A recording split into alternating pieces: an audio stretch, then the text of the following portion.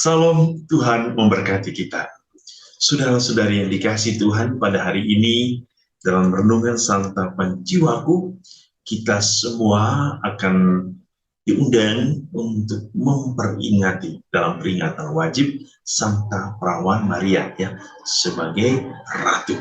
Dan ini tentu menjadi suatu perayaan yang istimewa bagi kita karena Maria telah menjadi ratu bagi alam semesta, ratu yang menjaga, ratu yang melindungi, ratu yang akan selalu menjadi ibu bagi putra-putrinya dan juga ibu bagi alam semesta. Dan pada hari ini saudara-saudari kita akan merenungkan firman Tuhan dari Injil Matius bab 23 ayat 13 sampai 22. Mari kita mendengarkan firman Tuhan.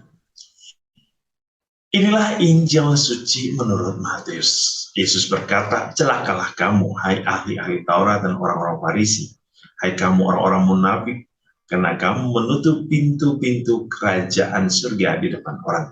Sebab kamu sendiri tidak masuk, dan kamu merintangi mereka yang berusaha untuk masuk. Celakalah kamu, hai ahli-ahli Taurat dan orang-orang Farisi, hai kamu orang-orang munafik, sebab kamu menelan rumah janda-janda, sedangkan kamu mengelabui mata orang dengan doa yang panjang-panjang.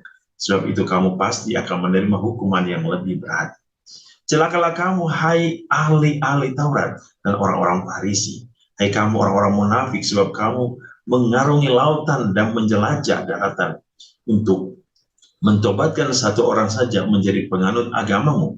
Dan sesudah ia bertobat, kamu menjadikan dia orang neraka yang 2 kali lebih jahat daripada kamu sendiri.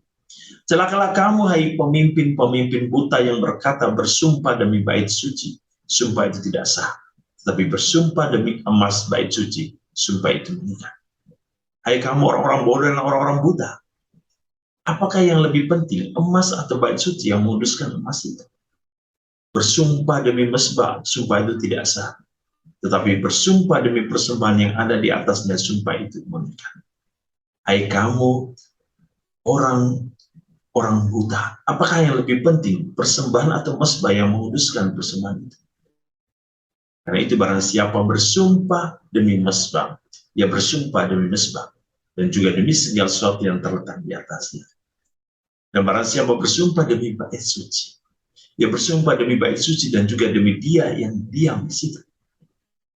Dan barang siapa bersumpah demi surga, ia bersumpah demi tahta Allah dan juga demi dia yang bersemayam di atas.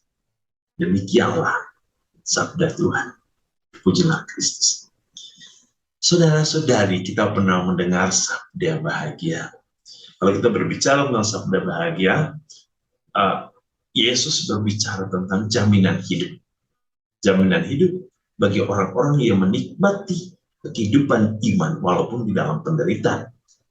Tetapi hari ini kita mendengar sesuatu yang berbeda. Mungkin saya akan mengatakan ini sabda celaka. Karena Yesus memberikan kita suatu peringatan melalui kehidupan orang-orang Farisi dan ahli-ahli Taurat. Bahwa celakalah kamu, celakalah kamu. Apa yang sesungguhnya yang mau disampaikan oleh Yesus? Pertama, orang beriman harus hidup jujur di hadapan Tuhan. Tidak boleh munafik. Orang yang beriman adalah orang yang taat kepada kebenaran.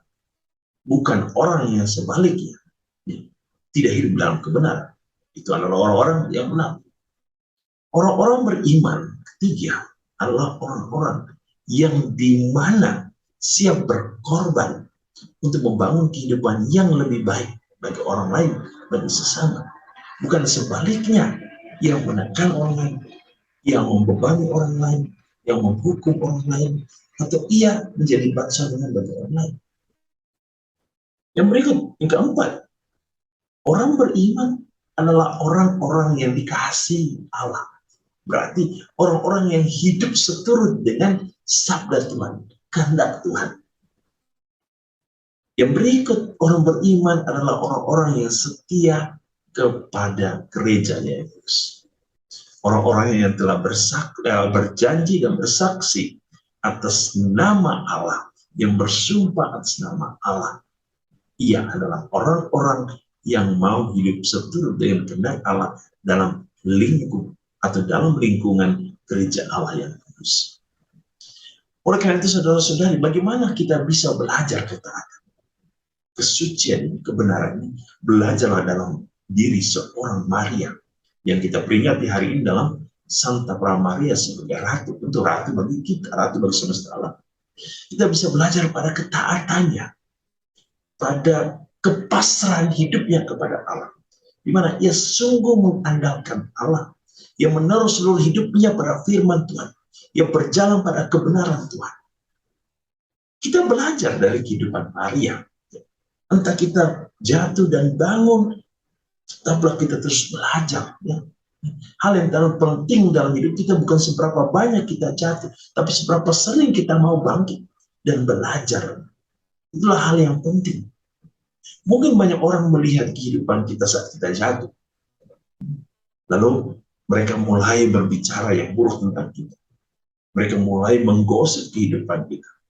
Mereka mulai menghancurkan kita. Mereka mulai berkata yang buruk tentang kita. Biarkanlah mereka berkata. Sebab kita pada poin ini sedang berjuang untuk membuat diri kita menjadi lebih baik. Jangan fokus kepada perkataan orang, tentang gosip orang, tentang keburukan yang disampaikan, keburukan kita yang disampaikan oleh orang, lalu menyebarkan keburukan kita.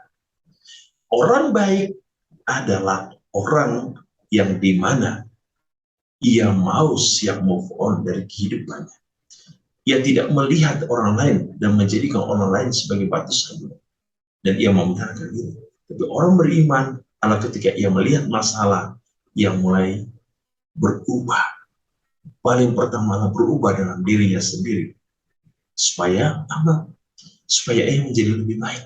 Bukan untuk orang lain, tapi untuk dirinya sendiri. Itu hal yang paling penting.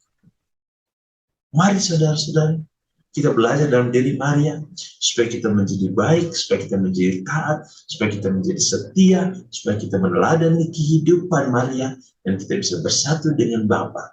Seperti Maria yang sudah bersatu dengan Bapa di surga, dan dia menjadi ratu bagi kita, yang menjaga kita dan alam semesta. Tuhan memberkati kita hari ini. Dalam nama Bapa dan Putra dan Roh Kudus. Amin.